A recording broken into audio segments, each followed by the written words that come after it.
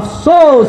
আল্লাহ সুবহানাহু ওয়া তাআলা তিনি স্পষ্ট ভাষায় বলেছেন, ইয়া আইয়ুহাল্লাযীনা আমানুত্তাকুল্লাহ হাক্কা তুকাতিহি ওয়া লা তামুতুন্না ইল্লা ওয়া আনতুম মুসলিমুন। হে তোমরা যারা ঈমান এনেছো, তোমরা যারা মসজিদে টাকা দান করো, তোমরা যারা মাদ্রাসায় টাকা দান করো, তোমরা যারা এমন ওয়াজ মাহফিলের ব্যবস্থা করো, যারা তোমরা শীতের রাতে এইরকম ওয়াজ শুনতে আসো, যারা তোমরা সালাতে যাও, যারা তোমরা যাকাত প্রদান করো, যারা তোমরা সাদাকা দাও, যারা তোমরা আল্লাহকে এক বলে স্বীকার করো, যারা তোমরা মুস্তাফা সাল্লাল্লাহু আলাইহি সাল্লামকে শেষ পয়গম্বর হিসেবে স্বীকার করো, শুনো,